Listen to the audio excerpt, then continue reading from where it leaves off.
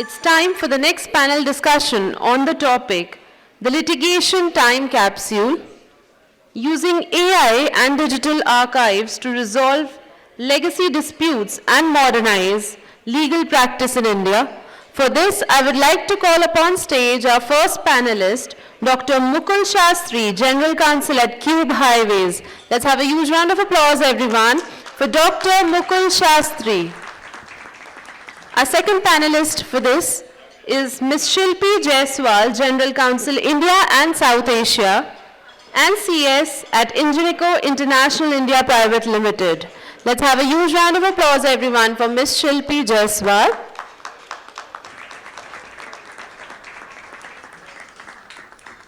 Our third panelist, an esteemed dignitary for today, is Mr. Pradeep Rai, Senior Advocate at Supreme Court of India.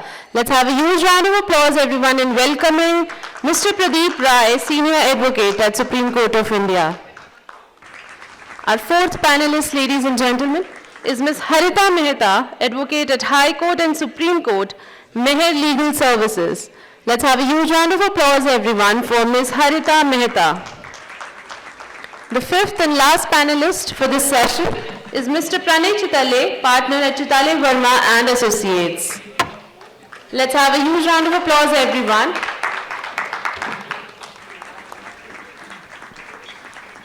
Good morning, everyone.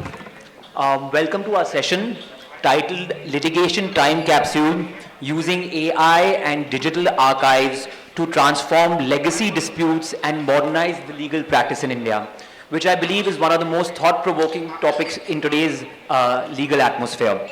My name is Pranay Chitale, and I'm honored to be moderating this incredible panel today.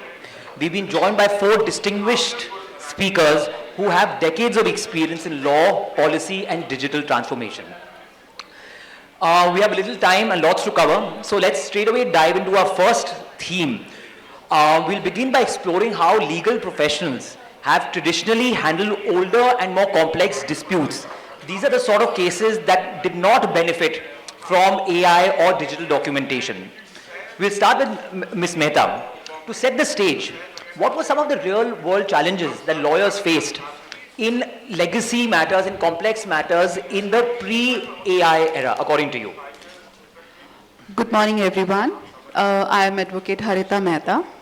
And yes, I have a experience of more than 13 years, and I can say that I am a pre-AI era advocate.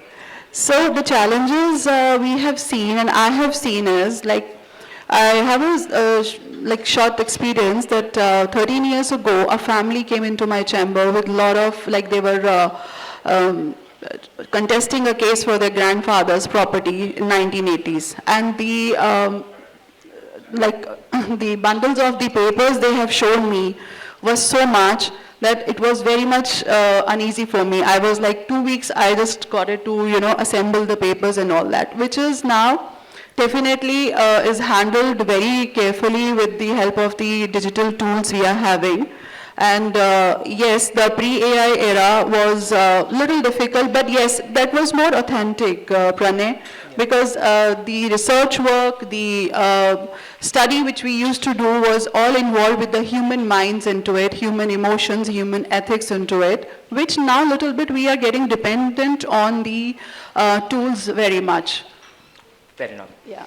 Mr. Rai, I would like to talk about evidence, because that is an area of litigation that is least spoken about. Without reliable evidence today, a case, no matter how good it is, can collapse.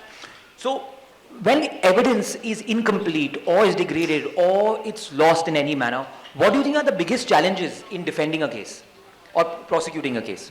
You see, in my personal opinion, when you start working on a case, evidence is obviously a necessary part. But I will give you an example of few cases. Like there were very famous case of dead men walking in district of Azamgarh and Gorakhpur, in some eastern UP areas. We found that there were almost thousands of persons, they were declared dead by their own family members in order to grab their land. And gradually, it was really difficult for the administration to give a certificate because the head, village head and everyone, they did not grant them any certificate that they are alive. Their bank accounts were closed, all the documents were closed, and even their own family, they had disowned them. In those circumstances, we had to fight at least for 20 years to get these problems rectificated. In my opinion, if you have the database in current AI age, I am not saying that AI is 100% reliable and it is going to give you 100% result, but almost when you write anything and you ask for the predictability, you will find that almost 5 to 10 judgments will be wrong, or 5 to 10 research will be wrong in out of 100. Majority of the research will be right. So ultimately the human mind and human brain is supposed to be required, and without applying it, you may not arrive on a proper conclusion. But having the database, keeping the records, it's not possible by any library, in a physical form. Today, now we have a translation system. Many a times that when you translate, like when I was elected vice president, somebody translated and they said Pradeep Rai Uprashtrapati bane. So these kind of mistakes may happen. Yes. But ultimately, the majority of the part where you need some basic rectification is there. And similarly, like death certificate, birth certificate, some kind of land records, like revenue records, some of the disputes. Recently, there was a dispute in Maharashtra. I found that a 98-year-old man who lost his land, and a lengthy process was there. But ultimately, by using Google Map, by using this other records of the revenue records which were digitalized, other than Daman and Diu, because their records are mostly lying in the library of Goa. And the Goan library, they decide that whether this land belonged to the actual party and whether Portuguese had granted them any kind of authority over this land. But ultimately, in most of the matters where you can feed the data, I will find that it is really great and it's really helpful. So, in my opinion, AI is going to play a big role. Nobody can ignore it. But ultimately, relying 100% on AI will also be a kind of mischievous or foolish. So, in my opinion, we all must work together, because technology, anyway, it is there to support you. A pistol you have in your hand, if you hit yourself, you may die. If you hit others, they may die. So you have to use it properly, and proper use of AI is going to be significant in the process of judication, in the process of justice delivery system. That is my personal opinion. Thank you for that. That's of huge help. Ms. Jaiswal, now that you've heard from the two lawyers here, we are very curious to know how in-house counsels, such as yourself, in dealing with large corporate matters, how have you traditionally dealt with drafting contracts or managing litigations? We'll of course come to how you're doing it now later in the next segment, but traditionally what has been the mode and means of dealing with such matters? Thanks, Pranay. So just to give a background, I take care of, apart from India, I take care of Japan, Indonesia and Vietnam. I support legal function for those countries.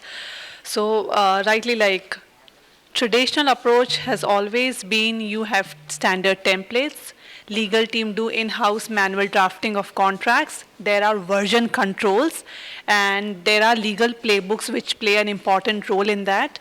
You have we have a concept of good contracting principles, is that we lay down some principles which need to be followed in any contract, and we follow that. And there are version controls, storing and mechanism of tracking those documents on expiry. So this is a bit about a traditional way of doing it. And there are many challenges in doing that. And specifically, imagine when handling 4 countries where there are bilingual document requirement also. So like Vietnam, Japan, Indonesia, they all have their language requirement. It is challenging. And apart from that, if you have to make any changes in those contracts, you need to seek approvals, because being traditional way, there is no mechanism, no automation. The process is a bit lengthy. So those are processes relating to litigation, contract management. When it comes to litigation also, you keep an Excel sheet, a spreadsheet, tracking the contracts, coordination, close coordination with counsels, which are your extended arms in different cities, if it's India. If it's outside India, in different jurisdiction, which at times become really challenging. And as we discussed a lot about litigation in previous session also, there are at times high value litigation stakes. There are some normal litigation stakes where you don't want to spend a lot of bandwidth. So traditional approach definitely do have some challenges, inherent problem, which we will discuss in our later part of our panel discussion, how we can solve using these AI tools. Thank you. Dr. Shastry, delving further to what we just heard, I want to understand from your perspective, a large infrastructure company, your contracts run into 500, 600 pages. How do you deal with issues where the contracts are voluminous or unclear in the pre-AI era? Right. So right now we are still in kind of a pre-AI or very touching the borderline only. Yes. Just one word of caution so far as AI is concerned. If we have used ChatGPT, you see it has the bias. If you give 2-3 prompts to ChatGPT asking about something, then whatever question you will ask, you will see the answer is based on those prompts. So the answer that you want to listen to, the ChatGPT will give that kind of answer to you. If you start using it in a very positive framework, whatever positive enforcement you are given it, the ChatGPT will give you that kind of answer. And that is why all these mistakes they happen because then it will give you fictitious case laws and that you go and present in courts at times. Because you are asking only those questions, okay, give me a case on this, give me a case on that. So better use some positive and some negative prompts and then maybe you will get some kind of balanced answer. So that is one. But coming to this, that what we do for large infrastructure matters, our contract obviously are voluminous, our disputes are extremely costly in infrastructure. Any dispute is not less than 100, 200 crores. So they are big ticket items.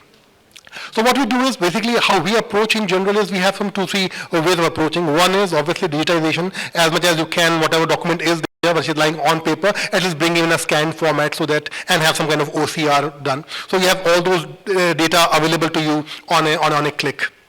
Once that is done, second is try to prioritize what is your high risk matters, what is medium risk and what is low risk matters.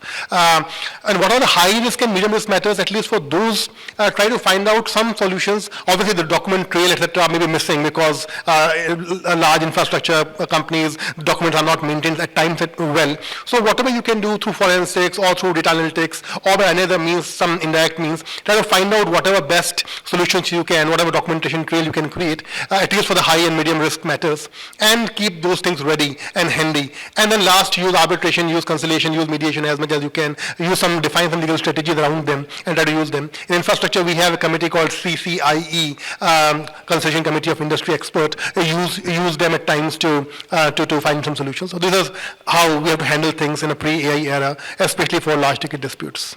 I think that's a good segue to come into what exactly is happening now in today's current scenario. Mr. Rai, I would like to come to you. You know, we see now in the Supreme Court a lot of AI tools being used. I'm an AOR, and you see everything being digitized. Today, there was a judge of the Supreme Court who recently said that, you know, even case allotment and listing of cases should happen through an AI-generated app. You have translations that are being done through AI. So I just wanted to understand from you, given that, you know, you've been in the Supreme Court for decades now, how is AI helping, you know, the courts quicken the delivery of justice and ease the process of litigants as well? From both sides, how is it helping us today? You see, in my opinion, when Honorable Justice Chanchud was Chief Justice of India, he tried his best to develop these systems. And that is actually really helpful, because the moment you start allocation of cases with the AI, then the intervention of some third forces are very less. But that is the power. Nowadays, despite the other consideration, we have to think that if a Supreme Court Chief Justice does not have power to list a specific matter to a special bench, then where is the master of roster concept goes? But in some matters it should be done, but majority of the cases it should be given to the AI. That is the one. And similarly, when the AI is working on several systems and several databases, like I was just listening about the sir that he was mentioning about the mediation. Mediation report, most of the matters, if it is matrimonial, generally it is referred to the mediation.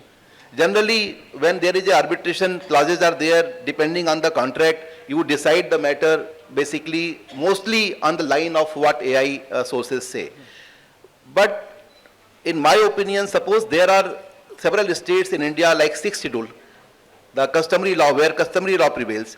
Like in Meghalaya, when there is a son and 3 daughters. The property right goes to the youngest daughter.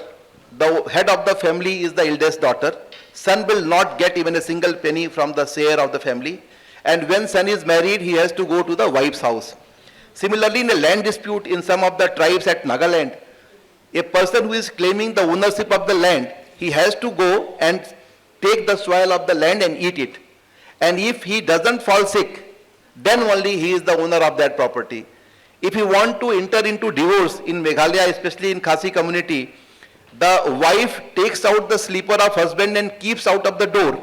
It means divorce has happened, you can't challenge it. So, considering the diverse nature of Indian society and other factors, we have to make the algorithm so high, and our research is required to be done completely in line. But still I will say that AI is playing a great role, and our E-committee, which has been mostly highlighted because of Honorable Justice Chanchud, I appreciate his contribution in that area. Many Chief Justices work on this, many of them contributed, but actually it took shape in his tenure. So, in my opinion, if it is utilized properly and human intervention is less, especially in the listing of the cases, when you are relisting the matter, filing of the matter, like reminders can be sent. Many of the matters, when you get an interim order, you find that other side, they are not interested in the matter to continue. They are delaying the matter because they have got the stay, it's operating in their side, so they delay this matter. But when AI is reminding you that yes, 2 weeks, it was granted, now you are crossing the limit, you file this reminder, you file this your counter, you file affidavits, and if you are not filing on daily basis, it is being filed.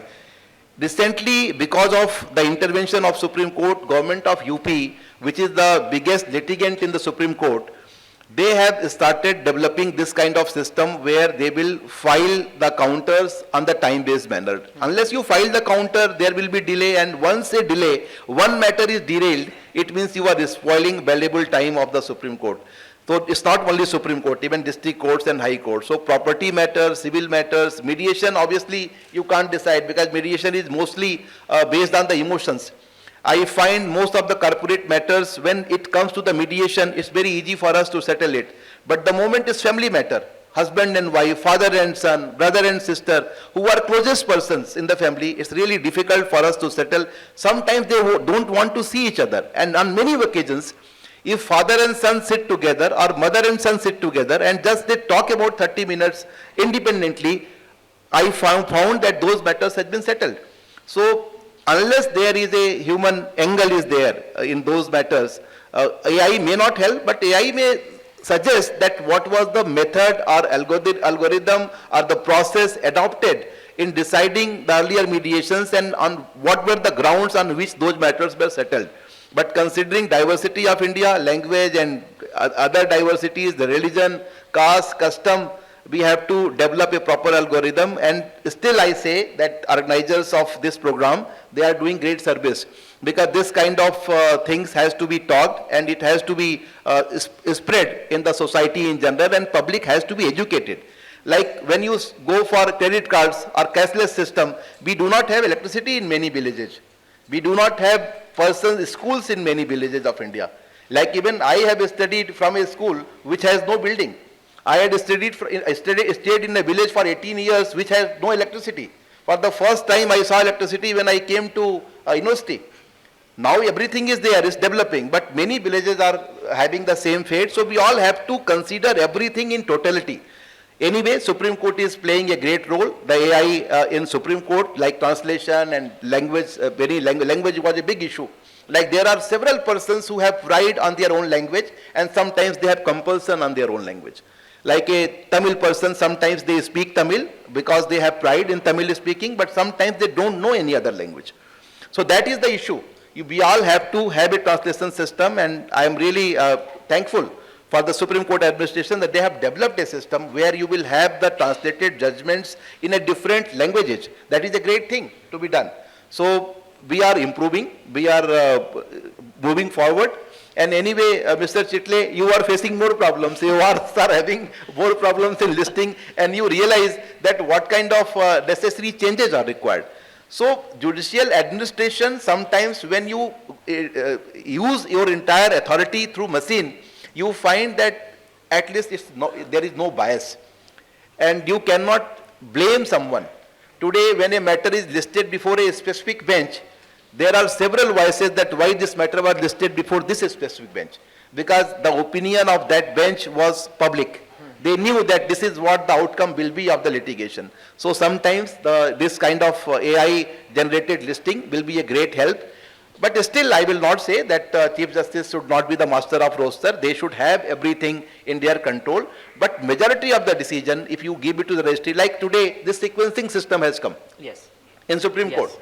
Lawyers don't know that which matter is coming on what item number. Your item number is 56, but actually effective item number 1 come out today morning itself that this is the listing. And lawyer, he starts from home at 11, and when he comes to know that yes, it was item 1. So it is really a great problem.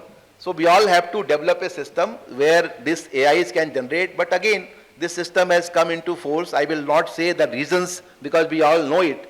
But when you market, you can market 24 hours before. So the algorithm or AI can give you the details, and you can give a priority, and the same priority can be formulated again. A separate card list may be printed, and that card list may be published, so that everybody is aware that this is what going to happen. So something or another is happening. We are moving forward, but the process should be a bit faster. This is what I say, and that will be a great help. Supreme Court is playing a good role because here NALSA and Legal Services Committee, they all are contributing in different high courts and district courts. But many of the persons who are having this kind of responsibility, there is no continuity. Like one Chief Justice is good, he starts working on it. Next Chief Justice, he thinks that is useless. Somebody has started virtual hearing, next Chief Justice says that no, this system should not work. I will tell you without naming that one Chief Justice called me and he requested that you write a letter that there should not be virtual hearing. I said, my lord, I can't write because I believe that virtual hearings are actually helping many. We should not go into it. But the problem is that everybody has different opinion. Unless there is a continuity of thoughts, process will not go forward. So first of all, we should form a committee. There should be continuity. The registry has to be trained.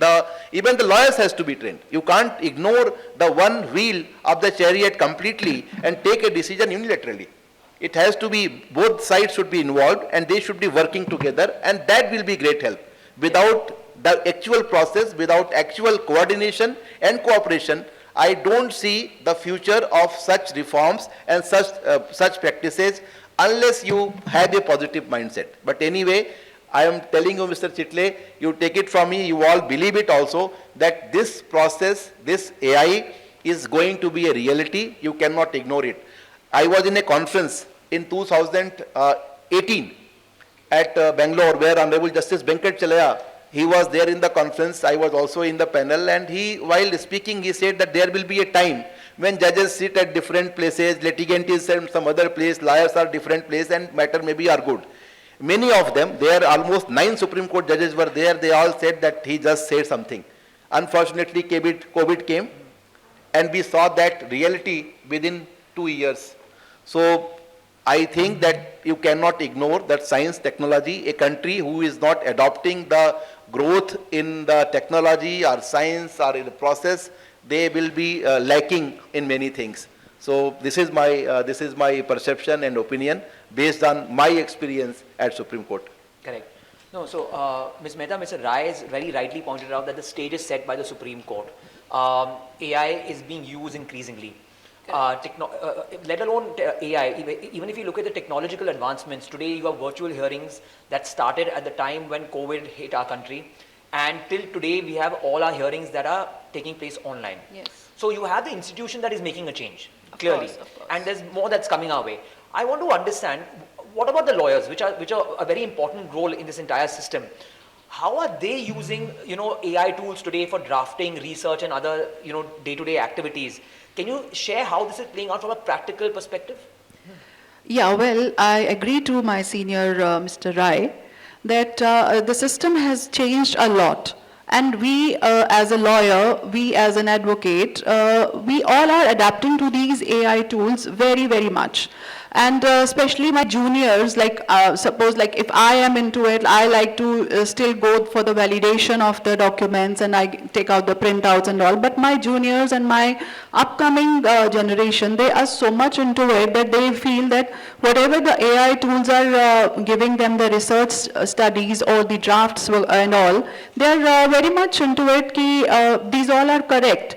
But sometimes I feel that you cannot rely on a computer for a human empathy. You know, you need a little bit of, human effect on your client's matter and whatsoever, maybe it is a matrimonial or a corporate matter, but human sense and human emotions to be there. I do not say that AI is not reliable or something. AI is the future, but it has to be handled very responsibly.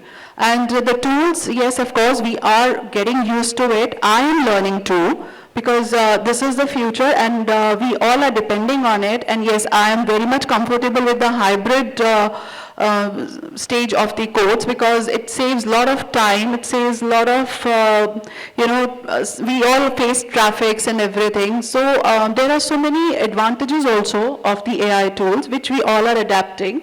And I too believe personally that yes, it's one-on-one, it's a two-tier system coming up, and we should get into it and adapt to it. All right. Thank you.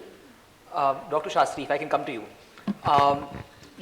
As you heard from the panelists that, AI is being used by lawyers and the courts. Lawyers are using it for mostly the administrative tasks. Some level of court-related work is also being outsourced with, of course, human intervention and supervision. As far as AI is concerned. Now, hearing from an in-house perspective, how is AI being used by your in-house team to say, for risk detection, document management, or analysis? Yeah. So AI right now, the open AI, generally people use, that's ChatGPT or other Grok. One big risk is that whatever data you put in there, that data then can be used for its own learning. So if you have, suppose, and generally what we use ChatGPT for is we'll write our email, put it in ChatGPT just to make it more fluent, more elegant.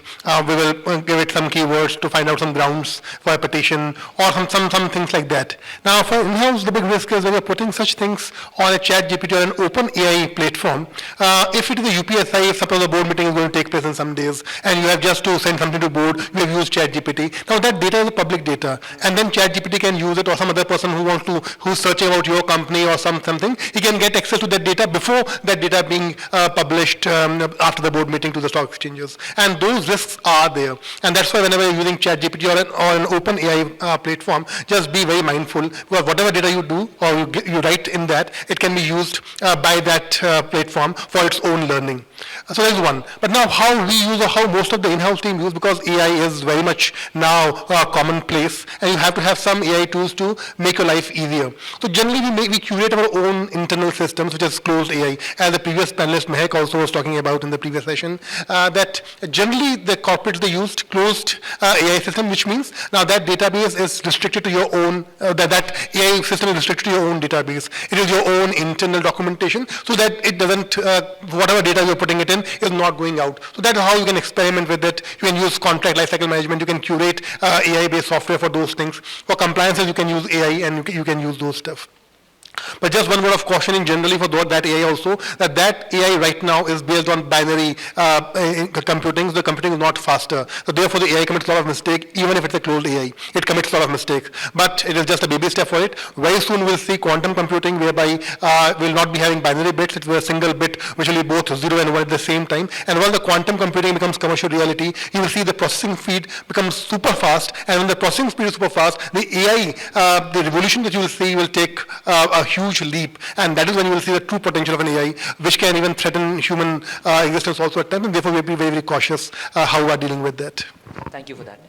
Ms. Jaiswal, would you like to add something to that, and specifically could you address how AI is being used for, say, contract management or contract drafting, because there's a perception that a lot of AI is being used in these areas. So could you highlight that, please? Yeah, so it is right, lot of AI technology is being used in drafting a contract, but to what extent it is fully revolutionized depend on the practice area and the need. So we can use AI for drafting standard contract templates, a specific clause, or to run through the agreement and see if there are any major missing clauses in the agreement, or to highlight risk vis-a-vis our standard template. If suppose we have a standard template, it has gone to our client, and then there are some changes. So at the basic level, we can use AI tool to map what are the changes it made, and it will highlight However, there are certain cases or areas where use of AI may not be appropriate, specifically for any strategic deal. We cannot use AI because, or for any business relationship or a transaction which is very unique in its nature, we cannot use it because there human intervention is very much necessary, understanding what the business transaction is about, what are the nuances in that. And most important thing which my other panelists also highlighted, for risk mitigation. So analyzing what are the risks involved in any contract and deal, you cannot rely on AI. Definitely it helps. It assists you. It is an extended, what we heard in our previous panel discussion as well. It can be an extension, but in those cases, it becomes very difficult to use AI tools because your transactions are very complicated in nature. I'll give one example of such transactions, specifically M&A transactions, because every M&A transaction is different and unique in its nature. You cannot rely. However, for some standard clause, you can pick and put it, but every agreement is different. Since I handle 4 countries, so for me, using AI become a challenge, though we have a standard template, but it become a challenge because every country has its unique way of doing business. Suppose we sell something, but in every country, the business model is different, and applying AI tool across all those countries for that particular business model at times also become challenging. So depending on the nature of business, what is a transaction, you can definitely use AI to offload lot of monotonous work, like for example, signing NDA, signing any contracts, basic contracts with vendor, procurement agreement, lease agreements, you can definitely, but business contract and other strategic deal, I think it is still a way ahead for that. Yeah, thanks. Now that we've seen that AI is being used by in-house counsels, lawyers, as well as the courts, let us now get into what the future of AI looks like. Ms. Jaiswal, I'll come back to you for a moment. You had mentioned in your earlier questions that there are a lot of issues when it comes to AI. What do you think are the issues and challenges that we face in an AI world, and how can we address those challenges? Sure. So challenges, if we talk about challenges, what happens is, first of all, now every legal department also has budget and cost mapped to it. So selecting an AI tool also has implications like what will be the cost, what is the return of investment, because your team will definitely, like your business or CFO, CEO, definitely will ask for such questions. Second challenge is that still the traditional shift in the approach. So, okay, you have budget, you have tool in place, but the traditional mindset of using those technology, a shift in the traditional mindset also needs some time, which is equally important. Another thing, I'm not challenging our education system, but I've seen when we get graduated or we do masters in our field, there is no concept of automation being taught to any of us. So definitely a technical shift in our education system will also help in inculcating that habit since starting, because it's not just how you use tool. What he rightly mentioned is ensuring that we don't use open AI tools is also important. How ethically we are using, what data we just push in the tool is also important. Likewise, in our organization, we have a lot of automated processes. Till date, I have tried 4 AI tools apart from contract management tools to use the work. And other challenges which happens, we just push data in that, so it leads to data privacy issues. We are still at a stage in India where we are coming up with data privacy framework, but it may take some time to get implemented in full swing. Till that time, how we use, how we ensure is again a challenge. So just to summarize, there are like 4 major challenges, one relating to your cost, educational shift, and buying your stakeholders' interest in that, and data privacy. Now just to quickly say how we can overcome these, because we all know what are the problems. How we can overcome this problem? See, this is not something which legal department can do alone. It involves an organizational shift across all levels. So all levels need to cooperate and understand this. Maybe to start up with, we can focus on areas where the work is monotonous and are repeated in nature. So in the previous panel discussion, we heard that those work or transaction or contracts which are very monotonous and takes lot of your bandwidth, like we follow 80-20 rule, so which takes lot of bandwidth, makes sense to have those things automated first so that you can see early results, and it is easy to convince your management to show that this is what early results we have got. We have, we have managed to save 80% of the time for the task, which actually need only 20% of your bandwidth.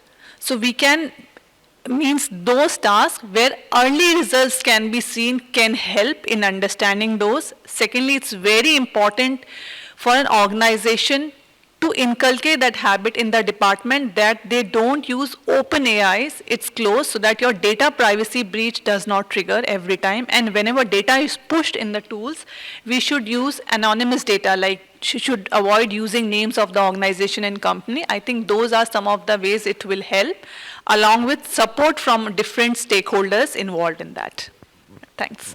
Mr. Rai, from a policy standpoint, what do you think, is needed in terms of policy to make AI a more robust and more user-friendly environment?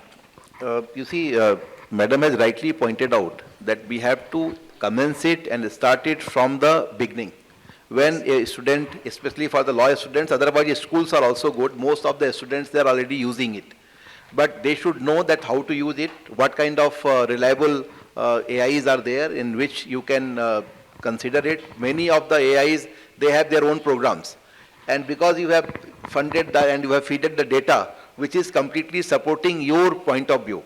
So that those, they have to be a bit aware, and education system should be overhauled, reformed, considering based on the recent developments and the AIs, and similarly the other developments which is required to improve our educational system. Thereafter, when you are working on day-to-day affairs, on those day-to-day affairs also, the officers who are going to implement it, there should be a proper annual training program. Like a police officer who is, suppose he is going to arrest someone, and because based on the fingerprints, without support of AI, you can't. Similarly, when there is a traffic challan issued, recently Hyderabad, I think, is the first state who had recently adopted one, especially in district, Hyderabad, Telangana state. They have got one specific software which deals with the issues of red light jump. And recently a person who jumped the red light, but there was ambulance behind him. And to avoid any kind of hindrance in the route of the ambulance, he jumped the red light and again he put his car back. So AI said no, challan is not valid. So you see, this kind of AIs may also help you. Similarly, the trademarks, copyrights, health sector, where a patient is admitted in the hospital and insurance company is arguing with the patient that what kind of treatment is required. So possibly, if you have the diagnosis properly, you know that what kind of treatment, what is the line of treatment mostly, and your insurance, whether it is realistic or not, can be decided within minutes. Many a times, the insurance company do not pay to the hospital based on their own assessment with their own experts, and that is not actually helpful. So most of the times I feel that when you start training, when you start using it properly data feed is required, and most of the times algorithm and the softwares and technology itself improves. Like many a times when you, what I have observed, you must be knowing more than me because you are from a younger generation. But if we talk to Alexa somewhere, Alexa is there and you are talking on your home and asking about the car or something, next day you start getting ads of cars. Somebody is listening, there is some other hand is there which is interfering in your life. So we started switching it off, that when we are talking, at least bedroom talks and other things should not come public. Similarly, like the younger generation, they should be trained, and I think that most of us are on the right track, but bit speed is required, and rightly Madam also pointed out that when you are actually dealing with these AIs, everything cannot be relied on them. Human intervention, human mind is required. Artificial intelligence and actual intelligence is both are different things, and actual intelligence will always prevail over the artificial intelligence. That's well said.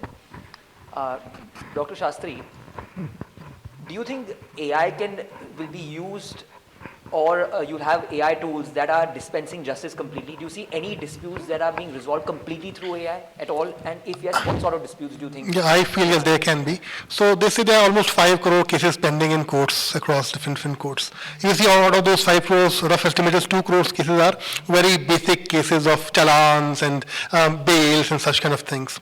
Like Advocate Rai very clearly said that now the court roster is completely dependent on that AI system, and they can decide that which court is going to handle what matter. Very similarly, for all those basic things like challan matters or some basic mundane bail matters, etc., I feel we can use AI tools and they can dispense those kind of justice.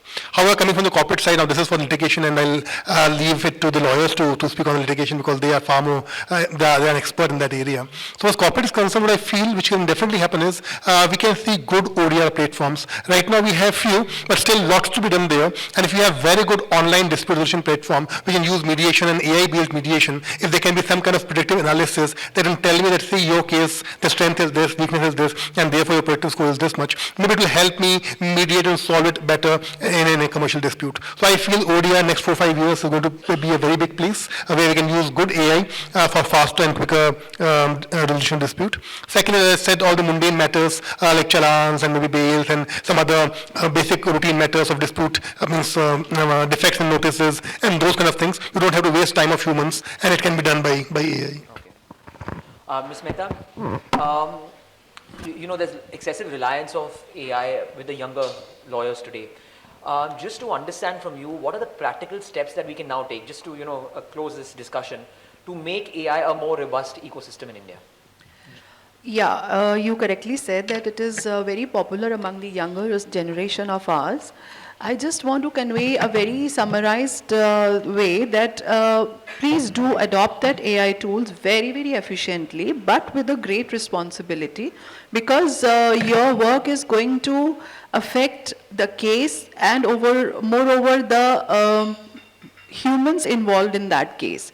So what I feel is that I don't want that robots should judge our cases, and we should not be, just become a tool tomorrow. We are humans, and we should use the technology very wisely and very responsibly. And that is my, even my motto is, like, I always validate the things. Please use AI tools, whatever you feel like, but with the great responsibility behind it. Thank you. Thank you all for your valuable inputs. I'm cognizant about the time, so maybe we can take 1 or 2 questions from the audience. So I have a question for Sir. Sir, you talked about use of AI in the system of administration of justice. So could you shed some more light specifically on the area of MACT and MV Act, and how, if you were to comment about it, that how maybe AI could be used in the penalization and adjudication of the disputes, specific to maybe this?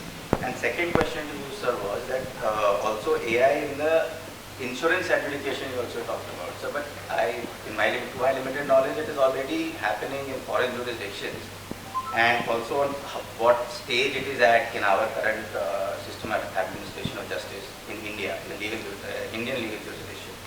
It's a two-part.